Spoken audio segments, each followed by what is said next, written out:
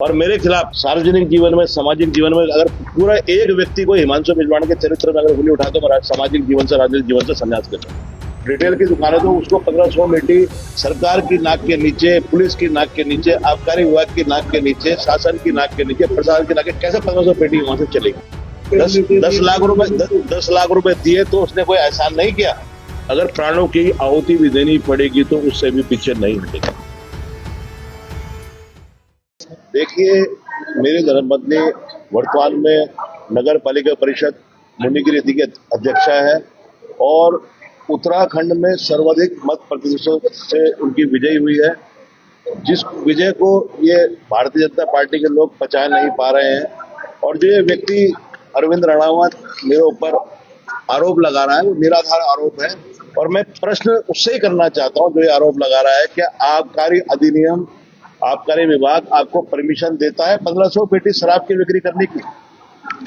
वो जितना मेरी जानकारी में है वो एक रिटेल दुकान है और रिटेल जो है थोक व्यवसाय तो उसका है नहीं। थोक की दुकान जब रिटेल की दुकान है तो उसको 1500 मीटी सरकार की नाक के नीचे, पुलिस की नाक के नीचे, आबकारी विभाग की नाक के नीचे, शासन की नाक के नीचे, प्रशासन की नाक के, कैसे 1500 पेटी वहां से चलेगी? और क्या उसको 1500 पेटियां बिक्री करने का अधिकार है? या आरोप को मैं सिरे से खारिज करता हूं। मेरे द्वारा कोई भी शराब नहीं उससे खरीदी गई है। हाँ, ये मैं मानता हूं कि हमारे किसी समर्थक ने अगर एक आधी पेटी कोई ली हो तो उसकी मैं वो नहीं कहता कि भाई एक पेटी तो मैं समझता हूं कि सरकार भी छूट देती है। 9 लीटर शराब शायद सरकार के मानकों में, अगर मेरे किसी समर्थक ने, मेरे किसी साथी ने अगर एक आधी शराब ली हो तो पैसे दे के ली हो। बाकी ये हमारी एकता को भंग करने के लिए, हमारी छवि को धूमिल करने के लिए, हमारे बढ़ते हुए कद को ये लोग घबरा गए हैं, बौखला गए हैं। और मैं कहना चाहता हूं कि अरविंद रणावत जो बयान दे रहा है इसके कंधे में कोई और बंदूक रख के चला रहा है। मैं समझता हूं समय आने पर उसका भी पटाक्षेप किया जाएगा। और दूसरी बात जो करेगी, चुनाव को जीता बदल गए, पैसे देने हैं इसलिए उनको तो भाई मेरी रिपोर्ट, अगर मेरे उसके पैसे देने हैं तो न्यायालय की शरण में जाए, पुलिस में मेरी रिपोर्ट कराए।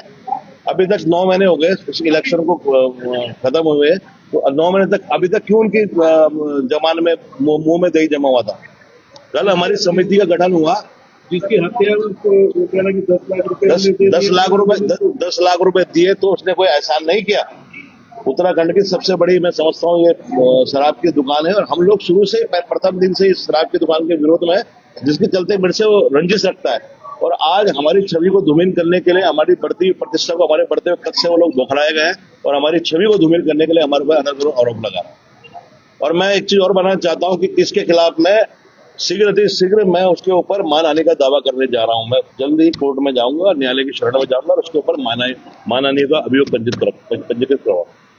उनका कहना ये भी था कि आप पहले पूर्व में उनके साथ एक साथ रहे, आपने एक साथ पार्टनरशिप में काम किया है। मैं कहना चाहता हूं कि वर्ष 2013 या 12 मुझे ध्यान नहीं है, उसमें एक कंपनी बनाई थी हमने, चंद्रमौलेश्वर एसोसिएट्स।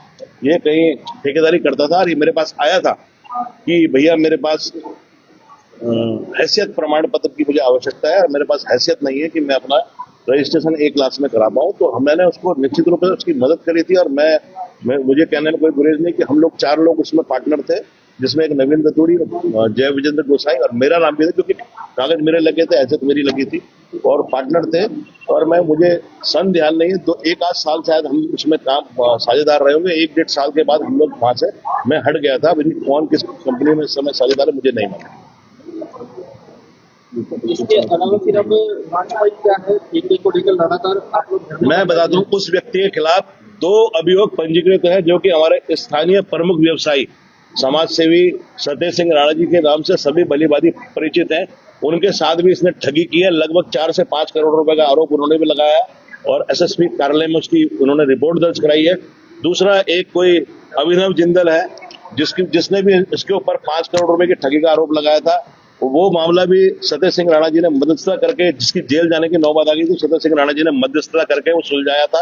और अब खुद उन्होंने सतेज सिंह राणा जी के फर्जी हस्ताक्षर करके लगभग एग्जैक्ट अमाउंट मुझे नहीं मालूम, मैं समझता हूँ 3, 4, 5 करोड़ रुपए, 3 करोड़ कम से कम है, 3 से 5 करोड़ रुपए बीच में उनके साथ भी इसने फर्जीवाड़ा किया। और दूसरी चीज, उसके खिलाफ नगर पालिका परिषद, नगर या मुनिगिरी थाने में 3 पेटी शराब सप्लाई करने का भी अभियोग दफा 60 में पंजीकृत है, इसकी भी आप जांच कर सकते हैं। वो खुद अपने आप में मतलब एक ठग टाइप का व्यक्ति है जिसके खिलाफ 3 अभियोग हमारे थाने में पंजीकृत है। उससे ज्यादा मैं उसके क्या साक्ष्य दूंगा। और मेरे खिलाफ सार्वजनिक जीवन में, सामाजिक जीवन में अगर पूरा एक व्यक्ति को हिमांशु बिजवाण के चरित्र में अगर उंगली उठा तो मैं सामाजिक जीवन से, राजनीतिक जीवन से संन्यास करता। आज तक मैं 2017 में चुनाव लड़ा, कोई बोल दे कि मैंने किसी का 1 रुपया आज तक मारा हो या किसी का 1 रुपया देनदारी हो या किसी के साथ मैंने कोई छल किया हो, कपट किया हो। एक शराब व्यवसायिक जो खुद ठगी का आरोपी है, जिसके ऊपर अभिनव कुमार जिंदल, सतेज सिंह राणा जी सभी भली बातें, उन्होंने खुद ठगी का आरोप लगाया। वो उस व्यक्ति के कहने पर मुझे जवाब देना पड़ा, ये भी मेरा दुर्भाग्य है। अगर उसको मैंने उसका कोई पैसा देना है तो वो न्यायालय की शरण में जाए, पुलिस में मेरे खिलाफ रिपोर्ट कराए, उसका जवाब मैं दूं। आपका मतलब साफ तौर पे कहना ये है कि तर्कहीन बातें हैं, बयान तथ्यहीन है और कुल मिलाकर आपके धरने को प्रभावित करने के लिए बयानबाजी। दूसरी बात, इस सभी को पता है, इस धरना सभी सामूहिक नेतृत्व में सभी दलों, उत्तराखंड क्रांति दल, कांग्रेस, भारतीय जनता पार्टी वगैरह मोर्चा, सभी लोगों ने सामूहिक रूप से ये आंदोलन किया था। इन लोगों ने पार्टी जो बनाया है इस पूरे इसमें अरविंद रणावत ने स्टेट ऑफ उत्तराखंड में इसमें जिला अधिकारी हो गई, SSP हो गए, हमारे SHO हो गए, जिला आबकारी अधिकारी हो गए, हिमांशु बिजवाण, संदीप भंडारी, हम लोग को आरोपित किया ताकि इनकी आपस में एकता भंग हो और कहीं ना कहीं आपस में आंदोलन जो हो वो फूट पड़े। और हम लोग एकजुट होकर इस आंदोलन को जारी रखेंगे, अनवरत जारी रखेंगे जब तक शराब की दुकान यहाँ से नहीं हट जाती है। हमारा आंदोलन जितनी मर्जी कोशिश कर ले, हमारा आंदोलन हटने वाला नहीं है और हम बिल्कुल दृढ़ संकल्पित हो गए शराब की दुकान को हटाने के लिए। अगर प्राणों की आहुति भी देनी पड़ेगी तो उससे भी पीछे नहीं हटेगा। आपकी इस पर क्या राय है, हमें कमेंट कर जरूर बताएं।